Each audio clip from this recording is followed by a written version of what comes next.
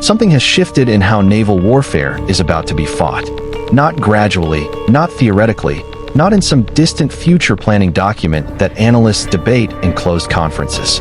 Right now, in the present, in the operational decisions being made by Russian naval planners who have spent years developing a capability that most Western analysts underestimated, dismissed, or simply failed to track with the seriousness it deserved. Russia has moved its carrier-based stealth drone program from development into deployment. And the implications of that transition are landing on NATO planning desks with a weight that is difficult to overstate. To understand why this development changes the naval equation in ways that go far beyond the addition of another weapons system, you have to start with what a carrier-based stealth drone actually represents. It is not simply a drone that operates from a ship. It is the combination of three capabilities that individually are serious concerns and together create something qualitatively different from anything that has existed in naval aviation before. The first is carrier basing. A ship-borne platform inherits all the strategic advantages of the carrier itself. It can be positioned anywhere on the ocean. It does not depend on land-based access or host nation agreements. It can be repositioned rapidly in response to changing strategic circumstances. And it can be withdrawn from a theater just as quickly as it was introduced, making its presence as flexible as it is threatening. The second is stealth. A low observable platform operating from a carrier extends the carrier's reach into defended airspace in ways that conventional carrier aircraft cannot match. Traditional carrier jets, however capable, must contend with the radar networks, surface-to-air missile systems, and interceptor aircraft that protect high-value targets.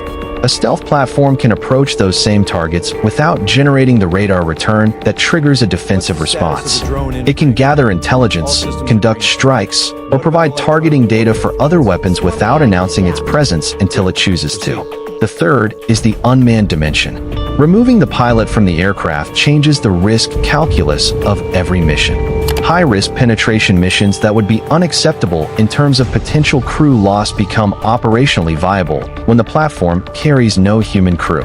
Missions that require extended loiter times beyond what human endurance allows become possible. And the loss of a drone, while operationally significant, does not carry the same strategic and human weight as the loss of a crewed aircraft and its pilot. The combination of these three capabilities creates a platform that is more than the sum of its parts. A carrier-based stealth drone can project power from the sea into defended airspace, gather intelligence, or strike targets without reliable detection, and do so without putting a human crew at risk. That combination has never existed before in operational naval aviation, and Russia has now moved it from the test program into deployment. The specific system that has been in development is Russia's S-70 Okhotnik, which in its naval variant represents a significant adaptation of the land-based version that has been tested alongside the Su-57 fighter. The naval Okhotnik is designed to operate from carrier decks, using the ski jump ramp system of the Admiral Kuznetsov or future Russian carrier platforms. Its flying wing design, with smooth blended surfaces and no vertical tail fins, minimizes radar cross-section from multiple angles. Its internal weapons bays eliminate the radar signature contribution that external stores create on conventional aircraft. And its propulsion system is configured to reduce infrared signature, making thermal detection more difficult as well. The development of a naval variant required solving engineering challenges that go beyond those of the land-based version. Carrier operations impose demanding requirements on airframe strength, arresting gear compatibility, folding wing mechanisms for below-deck storage, and the corrosion resistance needed for sustained maritime operations. These are not trivial problems. They require dedicated engineering effort and testing that takes years. The fact that this program has progressed to deployment indicates that those problems have been solved to a sufficient degree for operational use, even if refinement continues.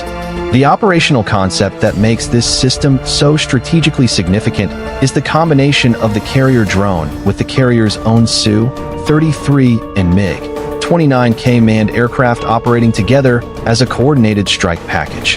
The drone does not replace the manned aircraft. It extends what the manned aircraft can do. In the same way that the land-based Okhotnik is designed to operate as a wingman to the Su-57, the naval variant operates as a forward element for the carrier air wing, entering defended airspace ahead of manned aircraft to conduct reconnaissance, identify air defense positions, and either transmit targeting data back to the carrier or engage specific targets directly. This changes how a carrier task group threatens defended coastlines and naval installations. Previously, the air defense coverage of a well-protected coastal installation could create a bubble of defended airspace that carrier aircraft had to avoid or breach at significant risk and cost. A stealth drone that can penetrate that bubble without reliable detection, identify the precise locations of air defense systems, and either transmit that information for follow-on strikes or engage those systems directly fundamentally changes the geometry of that problem. The defended bubble no longer provides the same level of protection it once did, because the asset probing it cannot be reliably seen. For NATO naval planners, the specific geographic implications are immediate and concrete. The North Atlantic and the Mediterranean are the two maritime theaters where Russian carrier operations are most likely to occur, and both present scenarios where a carrier-based stealth drone changes the operational picture significantly. In the North Atlantic, NATO's maritime strategy has historically depended on the ability to control the Greenland-Iceland-United Kingdom gap, preventing Russian naval forces from freely transiting into the open Atlantic, where they could threaten the sea lines of communication that connect North America to Europe. Controlling that gap requires surveillance, air defense, and the ability to engage Russian surface and subsurface forces attempting transit.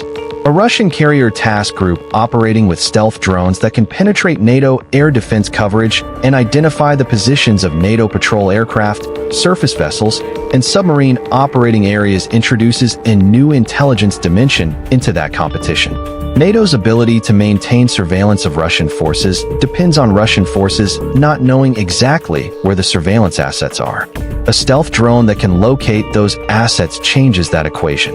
In the Mediterranean, the implications are even more immediate.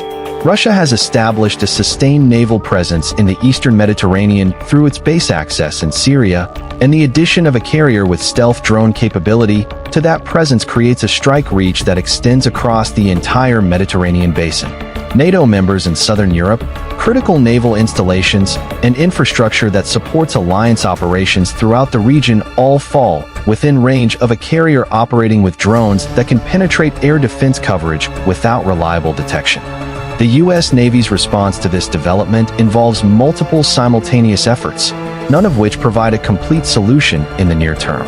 Electronic warfare capabilities designed to disrupt the data links between the drone and its operators or command systems represent one approach. A drone that cannot communicate cannot be effectively controlled, and severing that link either forces the drone to operate on pre-programmed autonomous routines or causes it to abort its mission. But this approach requires knowing where the drone is in order to concentrate jamming energy on its communications, and detecting a low observable drone with sufficient precision to do that is itself a significant technical challenge. Improved radar systems capable of detecting low observable targets at operationally useful ranges represent another line of effort.